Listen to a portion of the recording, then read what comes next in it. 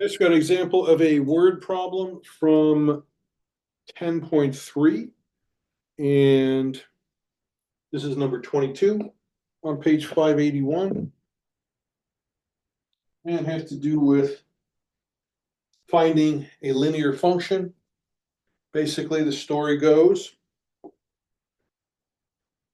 you can sell 10,000 calculators per week if you price them at $95 per calculator. You can sell 12,000 calculators per week if you lower the price to $90 per calculator. Question says, find a linear function that predicts the number of calculators sold per week at a price of X dollars. So we're going to let the price per calculator be the X value, and we're going to let the number of calculators sold be the output of our function. So if we let the output of our function, the Y value or the F of X, be the number sold at X dollar price, we're told that when X is 95, we can sell 10,000 calculators. So if X is 95, F of X, our linear function, is going to be 10,000 calculators per week. If X is $90, we can say F of X is 12,000, right?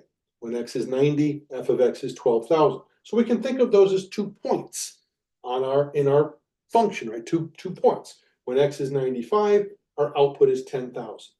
When X is 90, our output is 12,000. So as soon as you do that, you're right back to where we were before. You got 2 points. You're being asked to come up with the equation of a line that passes through these 2 points. So we know what we're doing, right? First, we need to find the slope. Okay, so first we find the slope. We know how to do that. Again, label 1 point as your x1, y1, 1 point as your x2, y2. And it doesn't matter which one you label as 1 or 2. Just be consistent once you make that choice. So here, the way I have it set up, difference in the y's, y2 minus y1 is in my numerator for the slope, and x2 minus x1 is in the denominator of my slope. So I get positive 2,000 in the numerator, negative 5 in the denominator, gives me a negative 400 for a slope. So negative 400 is my slope. So now I can use either one of these points, any point on the line, and the slope to form my point slope form of the equation.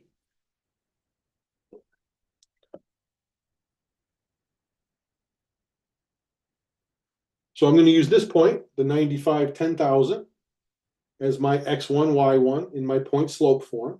So y minus y1 equals the slope times x minus x1. So there's my point slope form.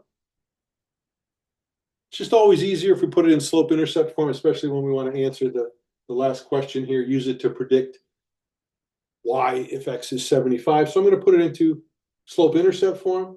All I got to do is solve this equation for y.